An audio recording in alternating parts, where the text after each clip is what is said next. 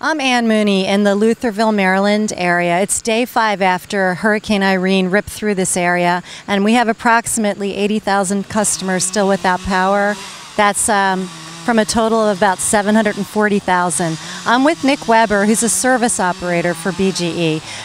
We're at a big job here, Nick, and it's at the very beginning. Can you tell us a little bit about this, the scope of the work? As you can see, Ann, we have a large white oak down behind us across all 3 phases on what we call lot line.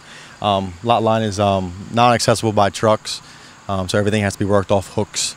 A lot of time goes into lot line work because it's very dwelling on the body. You have to do a lot of climbing up and down poles, a lot of ladder work if you can use it. Basically, we got tree trimmers here now, removing the oak tree from the cable TV. It's got it pinned down. That came down and ripped all 3 phases and the bus wires down from approximately 6 sections of wire down through here. So what's the first step before even this tree work can begin? What happens first? I know that at BGE we put public safety. That's first. So we have patrollers who come out and stand by, public safety standby people. Can you talk a little bit about as it seems like it went for this job here, through the height of the storm, they were getting multiple calls on the outages down here on this tap fuse. So with having the trouble man come out, they can't stand by and waste valuable hours assessing other damaged areas. They send out patrollers to stand by down wires, down power lines, broke off poles, and etc. My role as public safety standby is to stand by down wires. We don't want people walking into the wires before the power can be restored to normal. Why is this front end part, the restoration work is just beginning today, but for the 4 days before, why is it so important that someone like you have this role, the front end role? Why is it so important? Because we ensure the public safety so they don't walk in front of wires while the storm center is actually coordinating the effort to cut up all the trees who have taken down the lines. And then they'll have crews come out, and cut clear the down lines. And then after that, they'll actually restore the lines so power is restored to the customers. So we have to stay here to ensure the safety so no one gets hurt in the meantime, because there's an awful lot of damage on the system, and it's a lot of trees down, right? It's a big undertaking. They have thousands of crews out here working on this around the clock, and so we sit on this to keep it safe until they can make it safe. To actually restore the power to the customers. Okay, Ken, this is not your normal job. Your normal job is a workload management coordinator at BGE, or you work in workload management. Why do you rise to the occasion when something like this happens?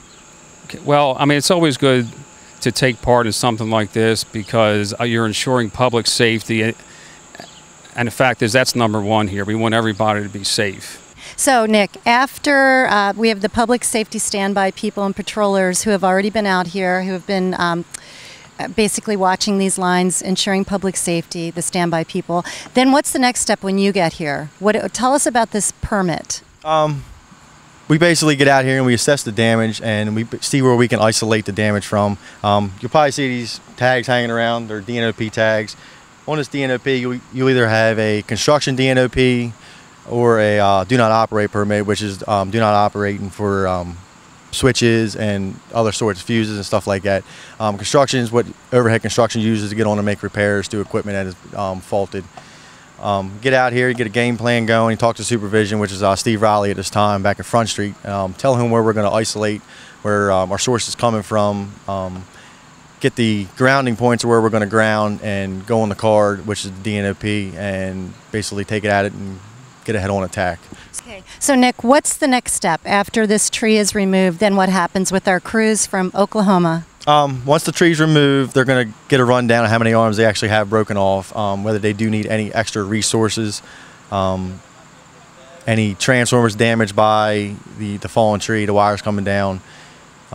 Basically get the rundown, get their safety game in gear with them, basically make sure they're all on the same page and just pretty much go at it and get these people back as quick as we can. All right, once these tree trimmers have the lines cleared for us, we'll be repairing the wire, the lines, and we have a couple of 40-foot broken poles here. some broken cross arms that we got to repair, and once we get that done, we should be able to get the rest of the line restored, because we don't have much damage on the other 2 laterals that are here with this one. So we'll be climbing these poles here, because I don't think we can get equipment back here to it. So we'll be repairing off the pole. And anyways, Well, Steve McIntyre of Public Service Company of Oklahoma, thank you. You've come a long way to help us out. You got here yesterday, which was day 4 of our restoration efforts. How would you characterize this job here today? probably typical for a storm like this, but you have definitely big trees here that do a lot of damage, but the kind of stuff you would expect. But we're glad it's not as bad as it could be. Well, thank you again, and we'll let you get back to work. All right, thank you. I know you've assessed this as part of the front end of this job. Approximately how long are the lines, or how many poles, or what's the scope of the actual physical equipment here? We looked at it earlier. The crew leader from the town crew, me and myself, we looked at the approximate span between pole to pole is around 50 to 60 feet of number 2 overhead wire. So the effort putting the wire back up isn't going to be too bad. But like I said, this is lot line, so everything is going to be done off of hooks. Well, thank you for taking the time to talk to us. Good luck with this job and all the future jobs you have associated with this storm. We'll keep you posted as we continue to cover the restoration efforts with Hurricane Irene.